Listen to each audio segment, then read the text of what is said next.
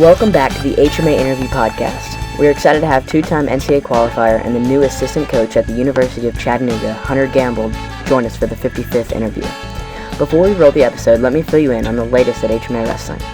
First and foremost, we have just published our first ever merchandise order, and it is live on our site at hmawrestling.com/shop. That's hmawrestling.com/shop. Purchasing our compound sportswear gear is the best way to support HMA to keep on producing content. Alright, enough from me. Let's turn it over to Hunter Gamble. Alright, welcome back to the HMA Interview Podcast. I'm excited to be joined by Hunter Gamble today. Hunter, how you doing? I'm doing well, Sam. How are you?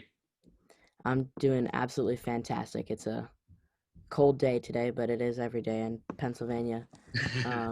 But still trying to get used to that. But no, I'm doing all right. Nice. I like your flag back there, your Barstool flag. It's pretty cool. Thank you. That one's a lot of fun.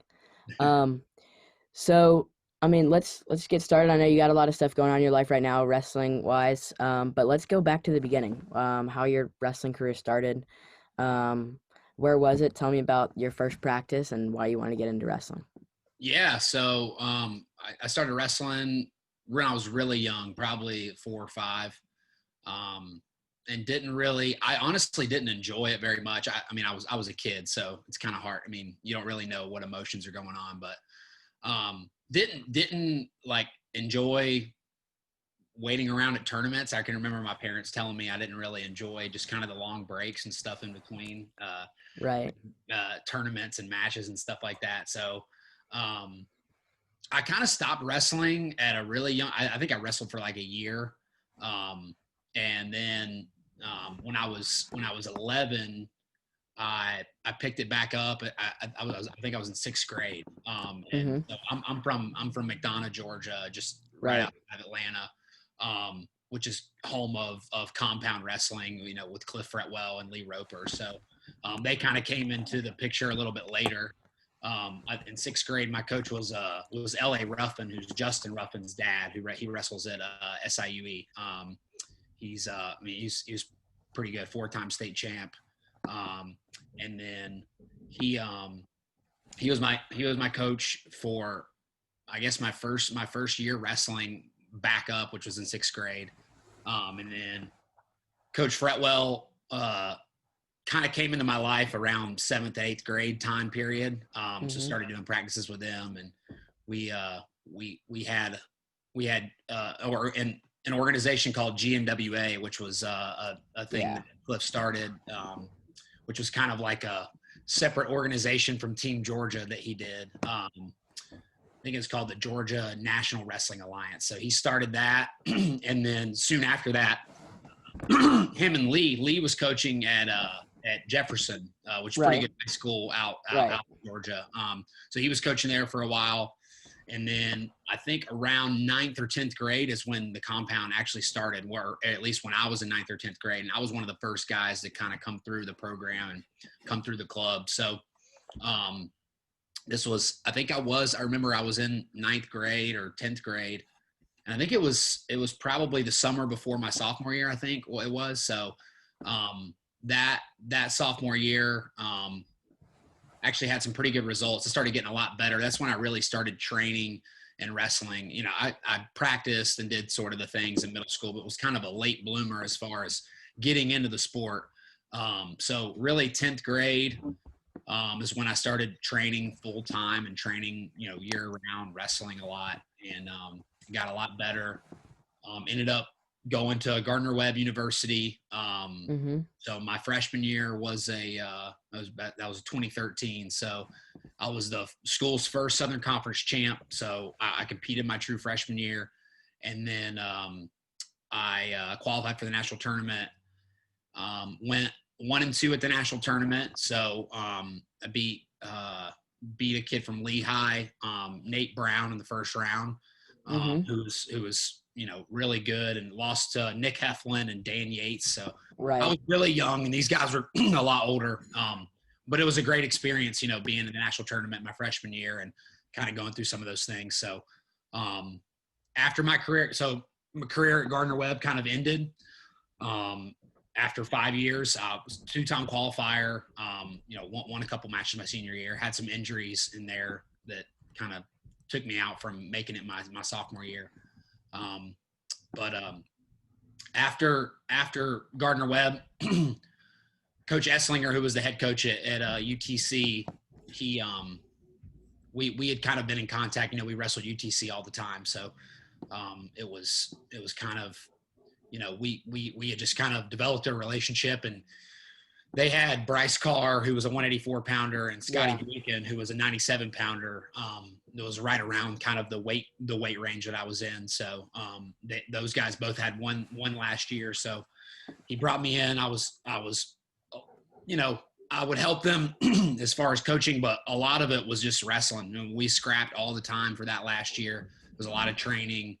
And I helped make those guys a lot better, and they honestly helped me make me better as a coach. And so I got my master's at UTC. So those 2 years was some schooling and then some other things, and then stepped away from UTC after 2 years there, and then just decided, man, this is just what I want to do for as long as I can do it. I love wrestling and coaching wrestling, and I developed so many relationships with guys on the team that are still here. And Coach Rochelle, when he called me with the opportunity to come back, and I just thought it was the best thing for me. So it's kind of a longer story than you initially wanted, but but yeah, no, it's been great. This journey's awesome, and I'm excited for the future of not only UTC but just me developing as a coach in the sport.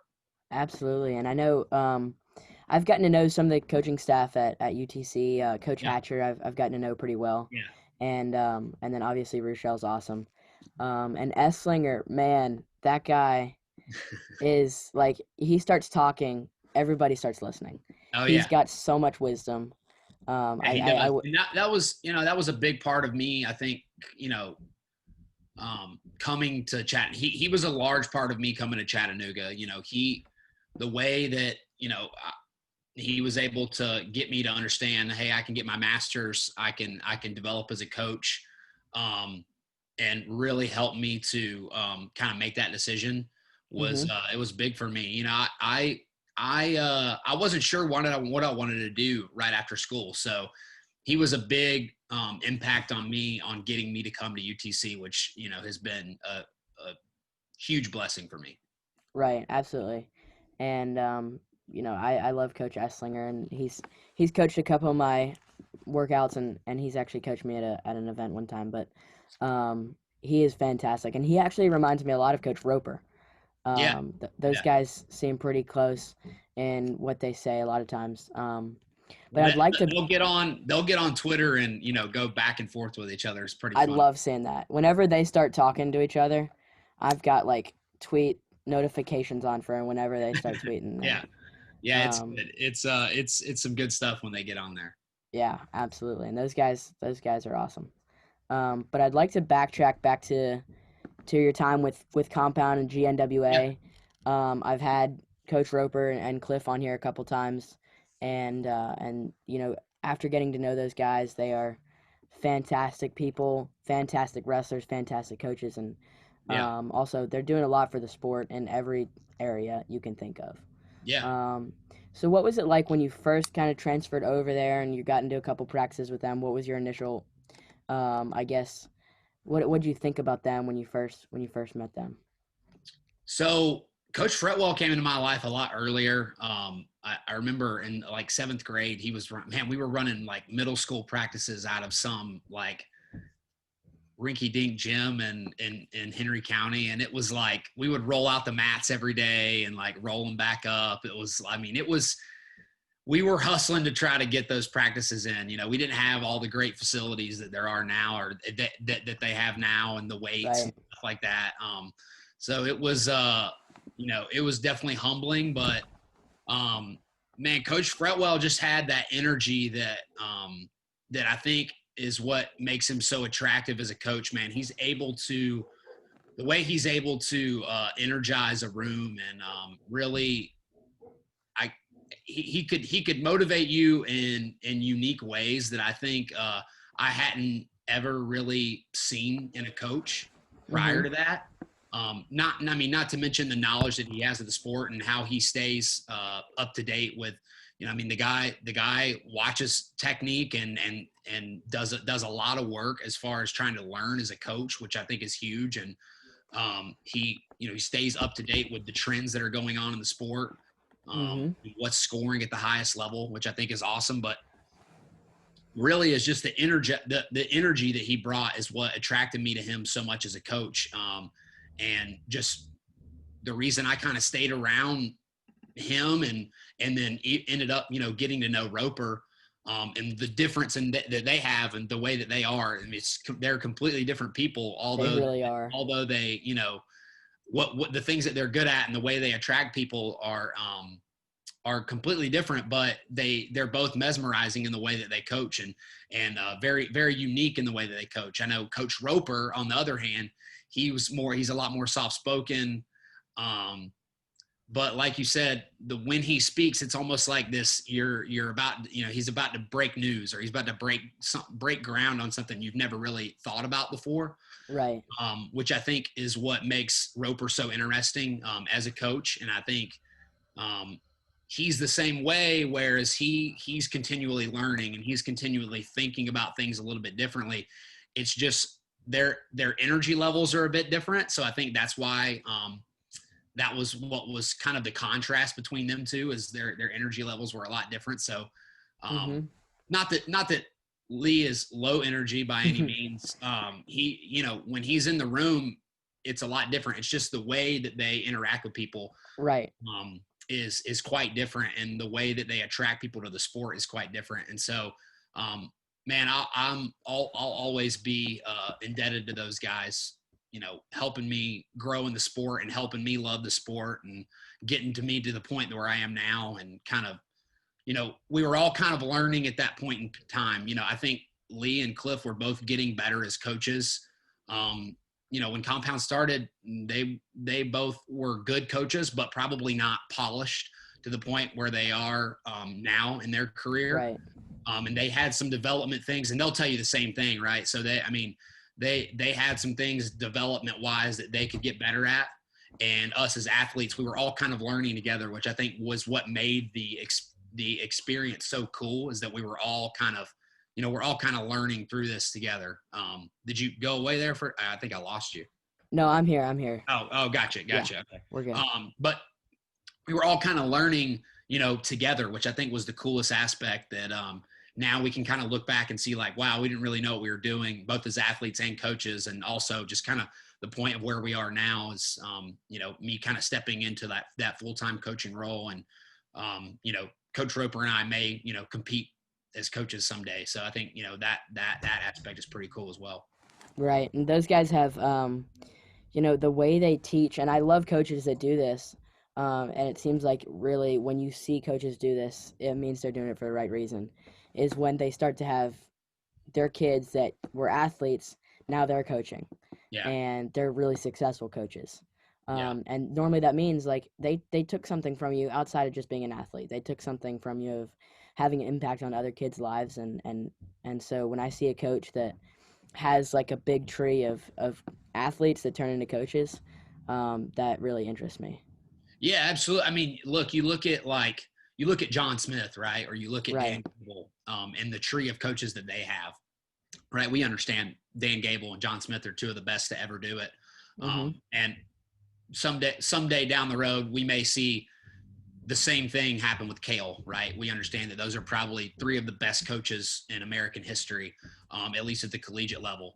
So, I think that we see the high level coaches that John Smith has created and that Dan Gable has created. And that's how we think about them as great coaches because of their successes, but also like that's another aspect, seeing that they were able to have impact on other coaches and develop those coaches into being head coaches and so on and so forth. And I totally agree, right? I think that also is a kind of a measuring stick of not only how much you love the sport, but just if you're able to develop kids in the sport, not technically all the time, but Right. generating that love for the sport so that they are able to pass that on to others. And I think, they've done a great job with that with various guys. Me, and I know Jake Hodges was a guy that you can if you follow that guy on Twitter, he loves the sport of wrestling, right? So he's a coach now, and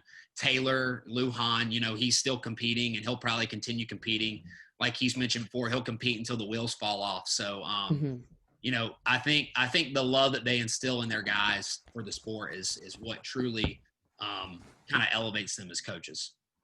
And even not their guys, I mean, they have had such a big impact on me. And I've never been to their facility. I've only been to a couple camps with them, but just had conversations with them. And those guys have taught me so much about what it really means to have passion for the sport. Sometimes I think I have passion for something, and then I meet Lee Roper and Cliff Rowell, and I'm like, okay, there's another level. Yeah. So they're doing a lot for the entire wrestling community. Absolutely. And so, yeah, I think those guys mean a lot to a lot of different wrestlers and athletes and coaches. So definitely, I agree. It's a great place to start too for you. And it's really cool when you can kind of, as you're growing in your wrestling, the coaches that you're with are also growing. Yeah. Which is like they were learning a lot. They just started. You said Lee was still coaching the high school. Yeah, I mean Lee was at Jefferson, and then he went into the private sector with Compound. And I don't know how long. I think Taylor may have graduated in 2014 or 2015. Yeah, that sounds about right. From high school. So, and I think Lee left about the same time. So I think that's around like 6 years he was at Compound. And Cliff, obviously, way longer Still than there, that. yeah. Yeah. But before that, I mean, Lee was coaching at the high school level. There were, Jefferson was one of the best programs in Georgia. They had some great It guys. still is pretty good, isn't it? Yeah, they're still pretty good. I don't know, like, as far as the team aspect, obviously I know certain aspects, but there's so many classifications in Georgia. Right. Yeah.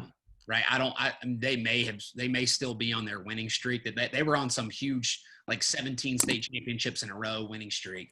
So many. It was ridiculous. And the teams now, the teams that are great now in Georgia, like Woodland, Cartersville, and Woodward, that have kind of that top level talent. And Buford in the past years, they've lost some guys last year with Berge and Stonecheck and Darricott. But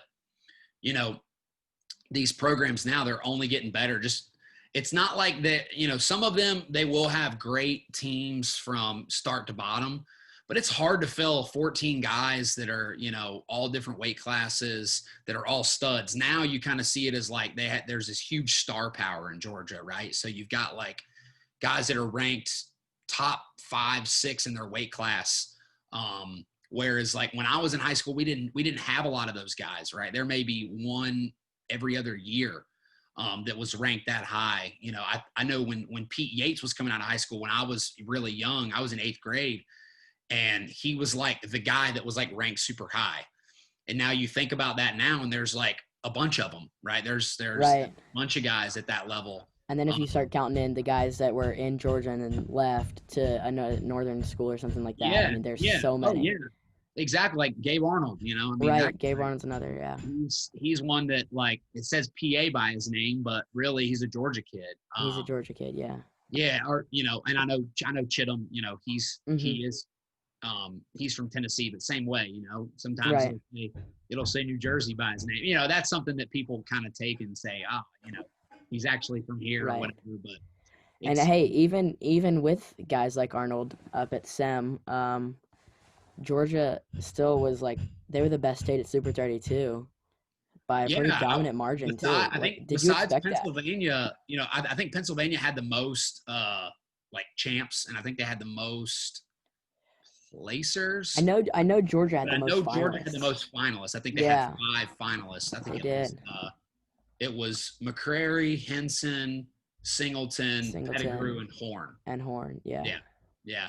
So, and then Pettigrew and Horn lost, and then Right. they wrestled those guys at Elite Eight and beat them, which was Beat pretty him cool. again, that was awesome. Yeah, they flipped the script on them and beat them that time around, which the rematch of Super 32 final is pretty cool. So, Yeah. but yeah, it's I think that the top level talent has never been better in the state, which I have a lot of pride for, and I think that's a goal of mine here. I want to keep athletes in this area. Obviously we can go and recruit guys from Ohio and Pennsylvania and things like that. Mm-hmm. And there's guys all over the country that are good, but I don't think the talent in this area in Tennessee and in Georgia has ever been better. And I think that's got to be an opportunity for us to go out and recruit those guys and really bring in some of the best talent. But like all these guys that when I was back home, I left UTC for a little while. I was working with Cliff a little bit at Compound, which was really cool. And things didn't work out necessarily. I had a full-time job doing some finance stuff, so I had some other things going on in my life, and it was kind of a far drive for me to go there, and just some things. It didn't last super long, but this kind of the experience of me being around those guys was really awesome. And then kind of when COVID started, everything changed a little. I was working with a kid named Gavin Kane for a while, who's at UNC now. We kind of developed a pretty solid relationship, and he had a good showing at Super 32 last year. Right. And then, I think he won Doc B, and he won some other things. He won some pretty big tournaments. And so, he's doing his thing now at UNC, and there's some other guys, I've been working with for a little while that, so there's a club in Marietta called Level Up that I wasn't working for. Yeah. I would go and just volunteer my time. Just cause, for a couple of reasons, honestly, I just enjoy it. I didn't really care about making the money or anything like that. And not that there's a lot of money in wrestling anyways, but, I didn't really care about any of that. It was more so just, I wanted to be around these guys. And, Jackson Smith was a kid that was getting big, and he was a big kid. And he had committed to Maryland. So he had already committed to wrestle at Maryland. And one of my best friends, Nick Bracetta, who coaches there, we were just talking like, hey, want to work with Jackson a little bit just while I'm down there. We didn't live very far from each other. So me and Jackson, he was in Compound at a young age. So I know he was, wrestling with Minions in Compound when he was really small. So I always knew him, but we didn't know, I was a lot older than he was. So, but we kind of got reintroduced, and me and him wrestled a bunch, and I just kind of got to know a lot of those Level Up guys at Donovan's place down in Marietta. And man, he's got some really great guys down there. And I was able to just kind of, be around those guys and, hopefully have a good impact on them. And they had, the reverse impact on me. Like, just like I said, I had never been around that high level of high school guys. When we were in school, we were decent, but we weren't to the level that these guys they're getting so good, so young. And it's just crazy to see the level that they're already at, and they're not even stepped in a college room yet. So I think that's pretty awesome to see that. And I know that's happening all over the country, but it's cool for me to see it, in my home state in Georgia. And then I think it's really cool to see it in the Southeast. I think as in the Southeast, I think, the wrestling's growing down here. And so it's really cool to see. I'm enjoying watching it, and hopefully, some of those guys, we'll see down the road, whatever guys choose to come wrestle here and, want to be a part of this team. But, it's definitely a priority of mine. And it's really cool. You got a couple of my buddies from Memphis on that team over there, Walthall and Nicholson. Now Dane Dalrymple just committed. So it's cool to see kind of the southeast area, and because we don't have that many colleges, it's really down to UNC, a couple ACC teams, but and then UT Chatt. And so It's cool to see guys sticking to the Southeast there. Um, so yeah, it's really exciting to see the growth of wrestling down there. Um, just a lot of excitement, and it's been a lot of work. Guys like Cliff putting in that work, and it's starting to pay off a little bit more and more. Yeah. Um, but let's move on into a little bit more your career. You ended up at Gardner Webb.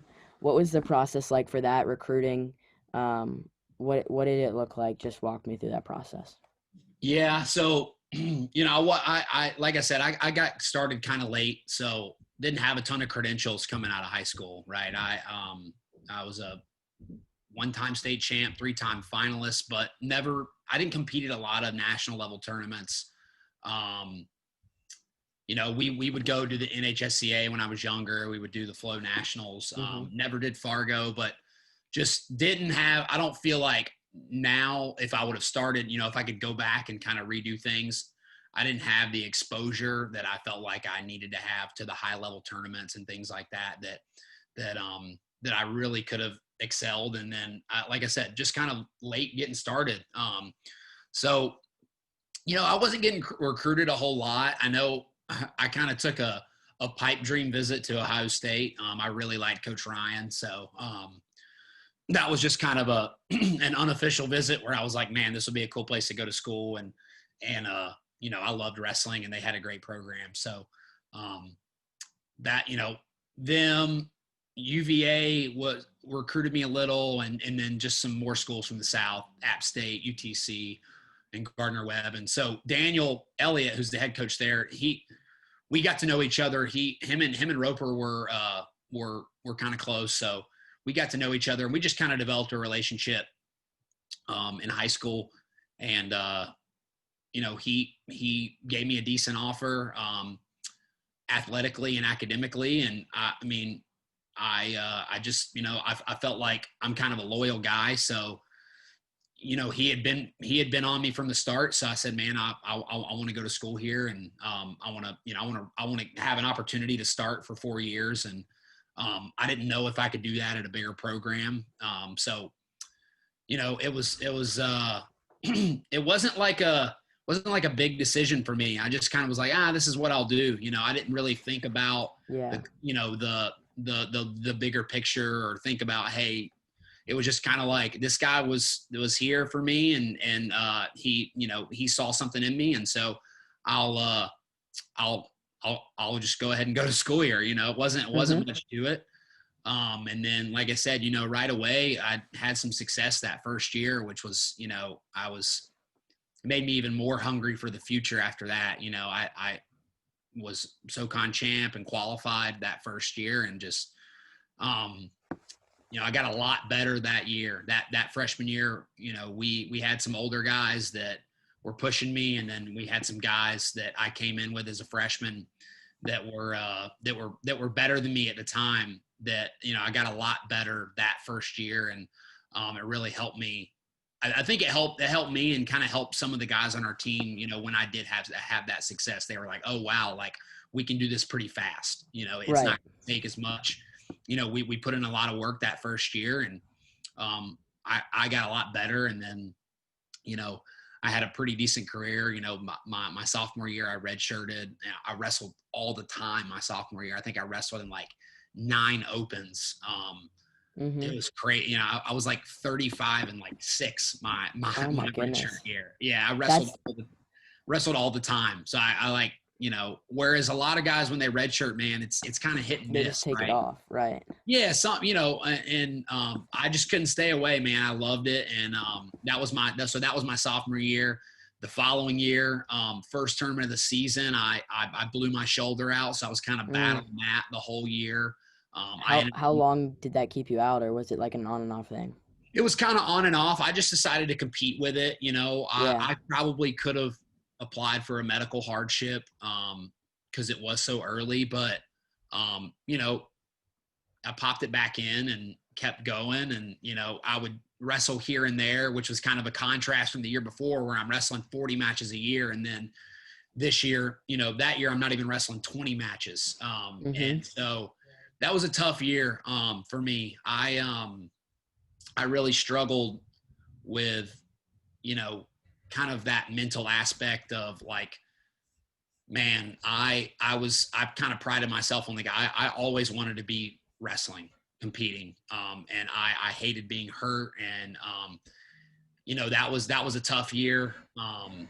So I ended up making the conference finals. But didn't have enough as far as rankings wise or enough wins RPI wise to qualify. So I didn't qualify that year.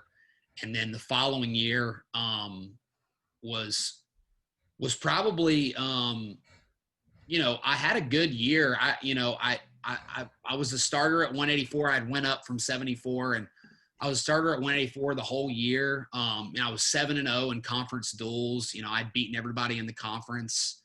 And I had some decent wins that year. I'd beaten some pretty good guys. It just, I guess what the way it is for the SoCon, man, if you don't go out and get enough good wins during the season, it's hard to have that rank. It's hard to get ranked when you're not, all these Big Ten guys are getting ranked and they're beating up on each other, and you have one huge Big Ten win and it can propel you. So our schedule wasn't great, so I didn't have a lot of opportunities. I had a decent scuffle. I had lost to Matt Miller, who was actually an All-American at Navy that year. Right. And then I'd lost to Nolan Boyd, who was an All-American that year as well. And had some good. Boyd go? Do what? Where was Boyd? He was at Oklahoma State.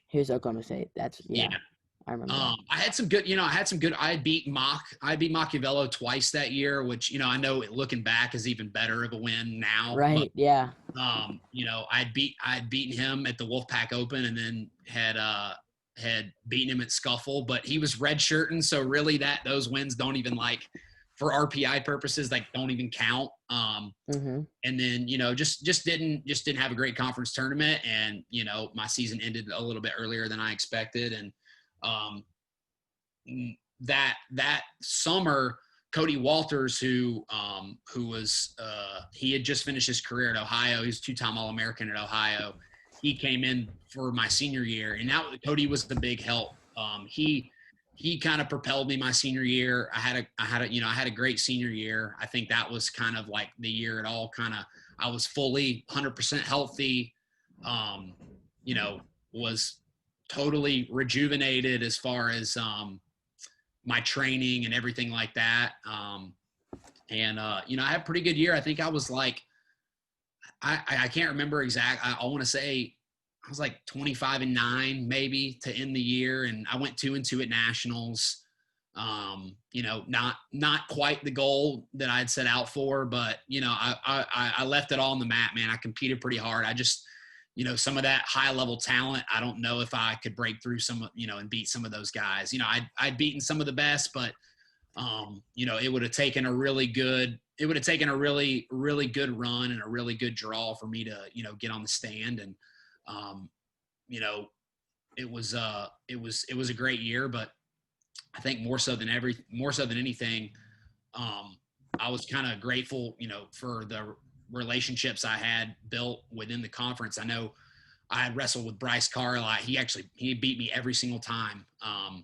He's actually from Georgia, which was kind of like even more of a pain that this guy was beating up on me. And that guy is awesome, man. He was so good at UTC, and I know he was in the blood round the next year when I was coaching, which was tough. Lost to Max Dean in the blood round, which still keeps me up at night sometimes.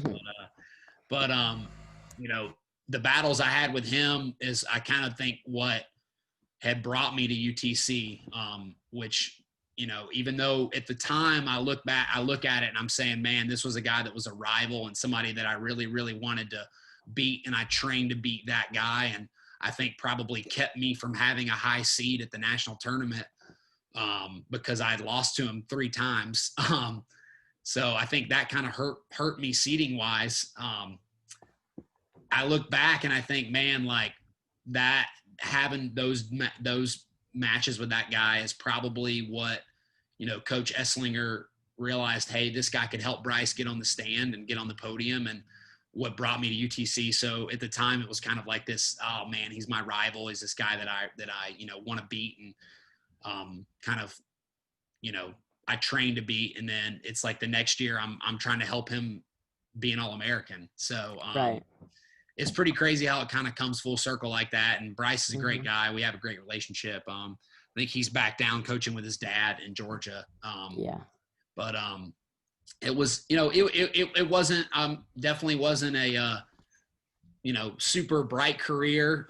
Started out great, and I had some bumps in the road, and I think I had a pretty decent ending. Obviously, I think, I missed some opportunities to really achieve my goals, but I laid it all out there, and I would do it again in a heartbeat if I had the opportunity. And, I think that's what everybody, all these guys were getting these extra years of eligibility with COVID. And I know it's a pain, it sucks. It's nothing that anybody enjoys, but at the same time, it's like, man, I would have done a lot for an extra year of eligibility. I think everybody gets to that point, and once they're done, they're like, they look back and they're like, wow, like that went by so fast, and I would take extra year of eligibility, like that. So it's pretty crazy. So say you got an extra year, you get to go back and change it. This is coming from a current wrestler who's trying to achieve a lot of really high goals. What are some things you change? What's some advice you have for younger kids like me? Yeah. So some things I would change, I think I trained hard, right? I think I think everybody, it's almost a prerequisite, right? If you want to be good at the Division I level, you have to train pretty hard. I don't think that I don't think I had enough of a sense of urgency from the very beginning of realizing how fast it was going to go by. You know, after my freshman year, I was kind of like, oh, well, I've got a redshirt year and 3 years of eligibility. And, I was like, I've got all the time in the world, really. And 1 year of an injury kind of, set me back a little bit of all these goals that I wanted to achieve, of being a 4-time SoCon champ and being an All-American and all these things that I wanted to achieve. And I think I didn't have enough sense of an urgency, but also at the same time, I think I didn't necessarily, and I think I did a decent job of this, but I didn't take enough ownership of understanding the flaws I had in my wrestling. I think that I kind of focused on a lot of the things that I was good at and getting better in the areas that I was good. And I don't think I focused nearly enough on the deficient areas. And I think that now that I've been able to kind of step back and see the areas that I haven't been nearly as successful at, mm-hmm. I've actually developed a lot better, right? Because as a coach, you got to have a lot of those things, even, maybe not you wrestling live that, you have to be amazing at them, but to be able to show, an athlete the areas they need to be successful in, you have to look inward and see the areas you're deficient at. And I think for me, it was, I relied a lot on my ability to scramble and get out and cause flurries and get out of, put guys in weird positions. And I think a lot of that came from the base that I had developed in high school, as far as, we went over a lot of scrambling stuff, and we were really good at passing legs and going far ankle. Mm-hmm. But for me, it was the baseline stuff that I think that I was missing. And I've gotten a lot better at as a coach, that has only helped me with the scrambling stuff. My baseline was kind of something that technically, if I'm looking back, I think an area I could have got a lot better at, and I just didn't focus on it because I thought I was so good at being able to scramble and create flurries and all these other things. And then lastly, I think if we're just speaking more technically, like I wasn't nearly good enough at getting the legs that I needed to be. I had a couple of leg attacks, but I don't know if this was maybe something that I just never really was going to be able to be dynamic enough to get to a legs a lot of times.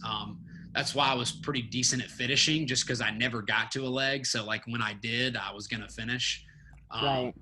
But I think that was something that you know, I just kind of I didn't necessarily see it as an issue. I just was like, oh man, I can get to a leg one or two times a match, and I know that if I get there, I'm gonna finish. But I think it was one of those things that I needed to get a lot better at in college, and really take time. And it you work on a single leg and you're like, oh, I've got, that's me working on a single leg, but or you work on a high crotch, but you're not.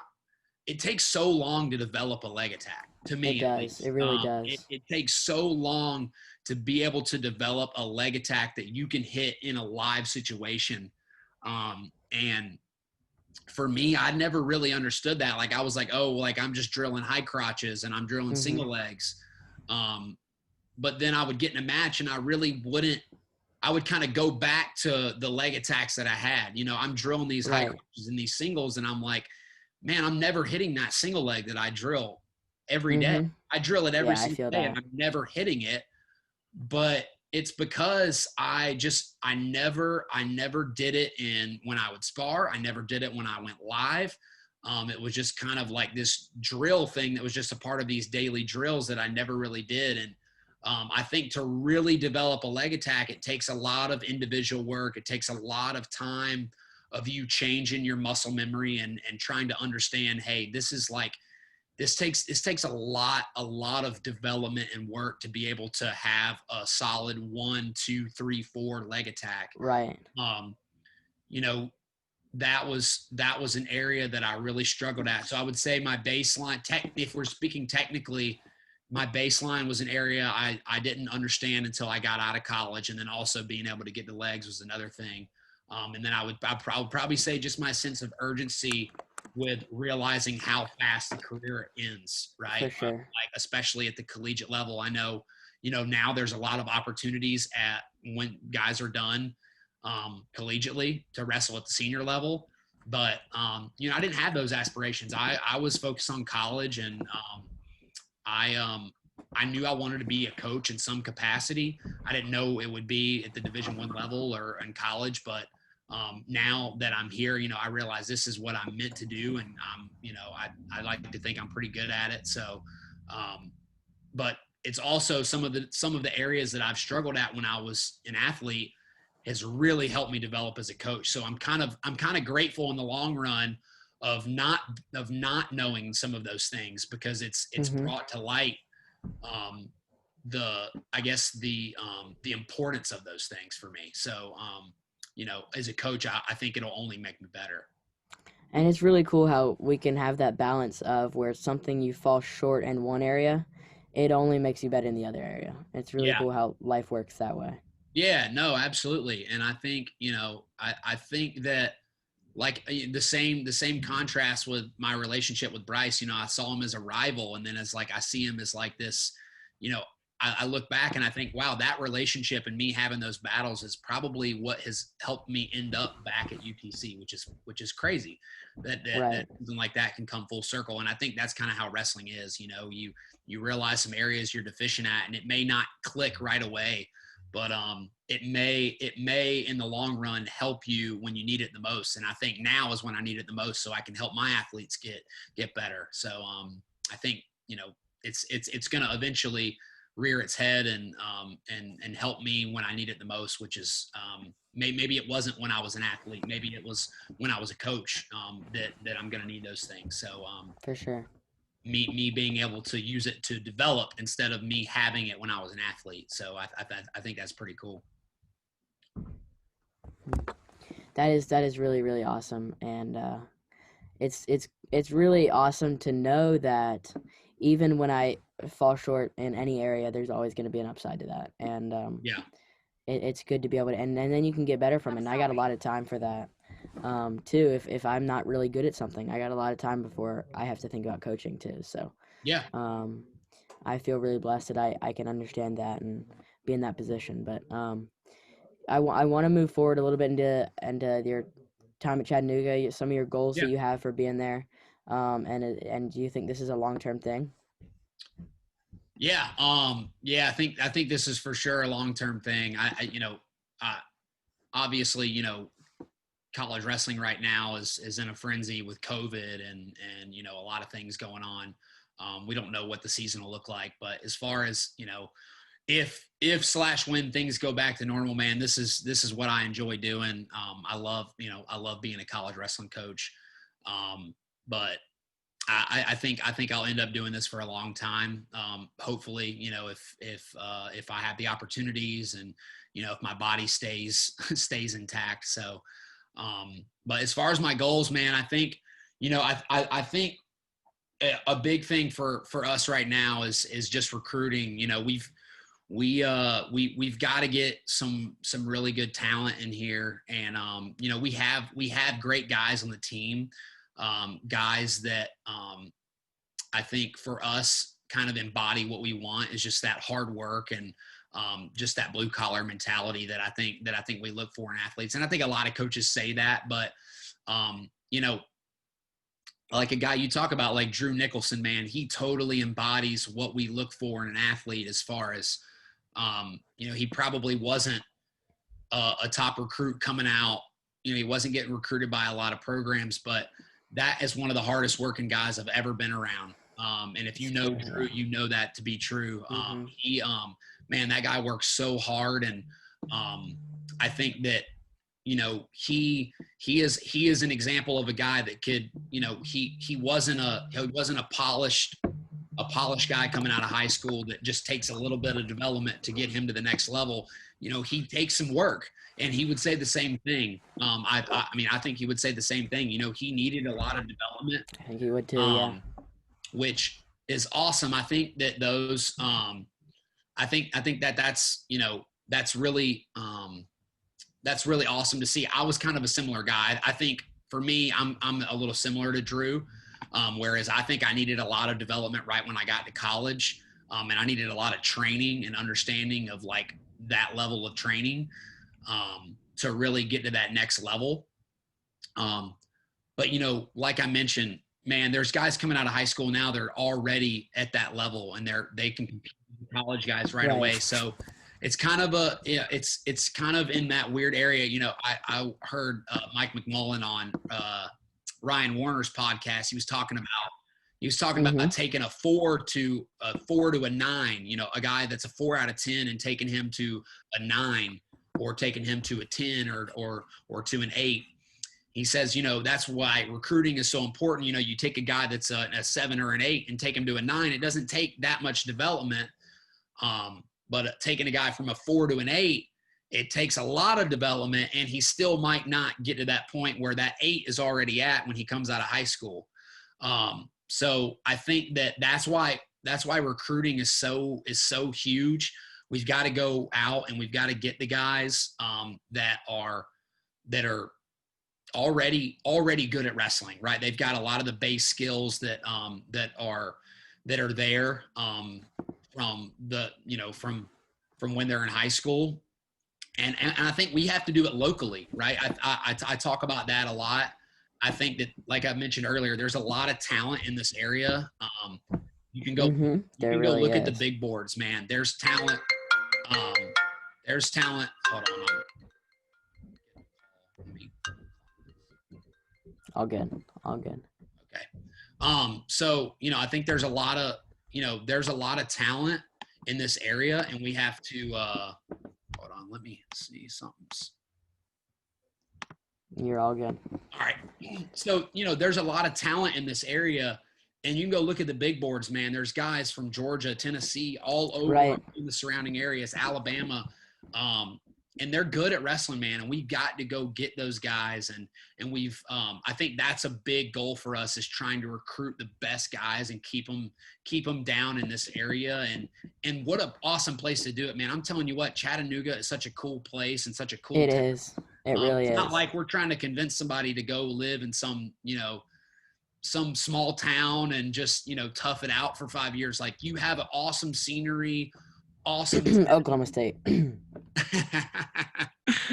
But you know what I'm saying, man. I know what you're saying. The thing with the thing that Oklahoma State has is that long storied history, right? So, you know, although they may lack that, hey, they have this really cool town.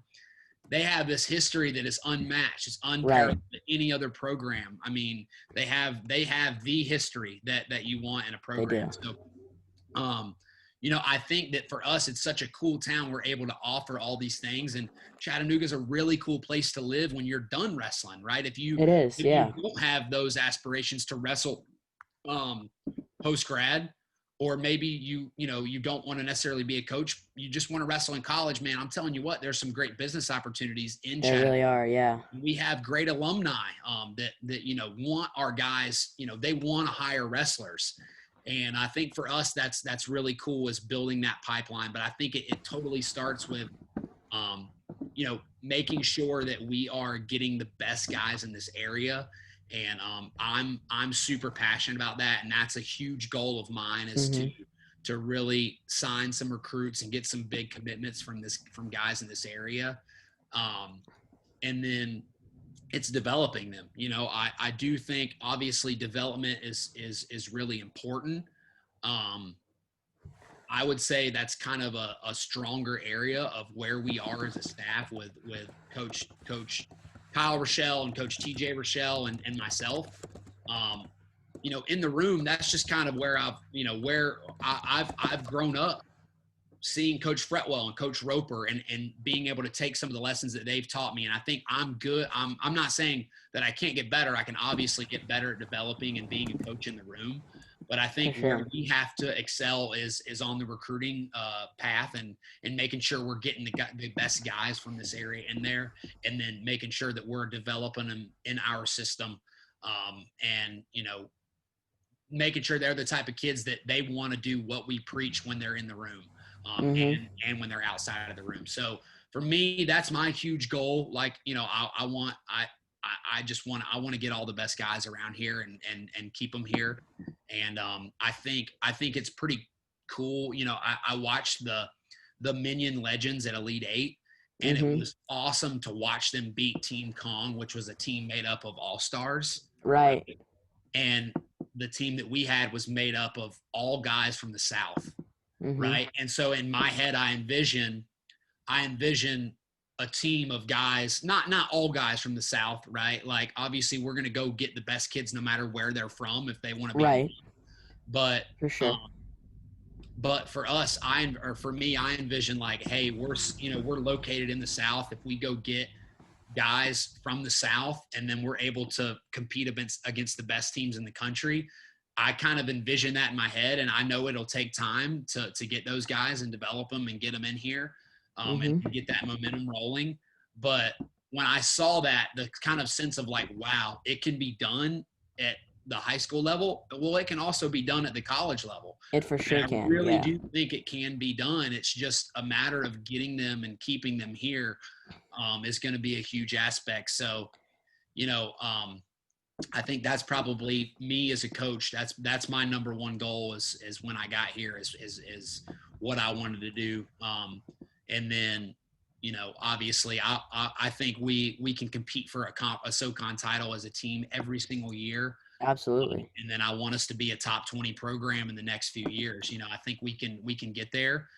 I just think it's about getting the talent and developing it, and then all the other aspects that go into it as far as fundraising and building up our RTC and some of those things that we've already started to do, kind of starting the RTC off a couple of years ago, and, making sure that we're constantly trying to improve, whether it's our facilities, whether it's our administration helping us, whether, it's us getting to where we're at, 5.7 scholarships to where we're getting towards that 9.9, always improving so that we're constantly able to bring in the best guys and bring in the best talent.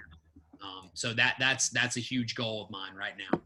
And you're in a pretty good place for that. Like, within an hour, you've got McCallie and Baylor and then Cleveland high schools there, and there's so many really good places it's right crazy. there. Like Chattanooga, I'll tell you, you go out in Chattanooga and like somebody knows something about wrestling. It's crazy. Right. You don't think You about. don't find that in the South. No, you don't, and it's crazy. Like, somebody you'll run into somebody. I went. I went to eat on Sunday and ran into two guys that like were previously involved with the program, right? And it's just like, you just don't see that very much, especially in the South. And Yeah. It's at the college level, but also at the high school level with Baylor, McCallie, Cleveland. I mean, all these teams are really great teams. And Then you got a bunch of they're clubs in Knoxville, which is only 2 hours away from you yeah, guys. Knoxville's it's not far at all. And Then you start getting into Georgia. Like you've got a lot of yeah, different places that are so talented, so good. And if you can start building that pipeline, you can kind of get that thing where like you never see an Oklahoma kid commit anywhere but Oklahoma State, pretty much, exactly. with very few exceptions. Yeah, and that's the goal, right? I think like they have been able to put they have a wall around that border in Oklahoma. Like They really do. nobody from Oklahoma goes anywhere besides Okie State or Oklahoma. Right. And I think that's a testament to them being able to just keep a border around it, and then they're still able to go get the best guys from other places. Blair's, right? they've got a tight pipeline to Blair too. Yeah, I mean they're able to go and get the best guys from other places. So I think we've got to put that border around Tennessee and Georgia first, and even Alabama. Listen, there's some studs coming out of Alabama. They really are. Well, Corey Land's a real stud from there. Yeah. I mean, you look at some of the guys that have come out the past few years, and I think that has got to be the first goal, is making sure we're protecting these borders, and then it's, hey, once we start steamrolling and getting that momentum, then we can go out and pluck from other places. But it's got to start with putting the border around and getting the best guys here first, and not to mention they're just as good as the other guys. I mean, they really are. You look at the big boards. You look at the results from high school tournaments. There's not much of a talent disparity or discrepancy between those. It's just the depth part, right? So I think you look at PA and they're loaded with a lot more depth, whereas we have the high level talent. It's just a matter of being able to keep them and have them come and live in this awesome city. For sure. Well, it was an honor having you on. You have anything you'd like to finish with? We covered a lot, and I think it was a great episode. I appreciate you taking the time. No, it was a pleasure, Sam. I appreciate you bringing me on. I just kind of getting settled back in here, so I'm trying to just talk wrestling, man. I love it, and I think it's awesome what you're doing. And good luck, this season and training and everything. I think I was looking on your Twitter. You were scrapping this morning, so yep, that's it. That's awesome, dude. But keep everything up. Heck, maybe one day you'll consider coming back down to Tennessee. So we'll see. Maybe, yep. We had a long way out from that, but definitely won't be out of the question. So, yeah, buddy. Well, good luck with everything, and I appreciate you having me on. Right back at you. All right, I'll talk to you later. Thanks.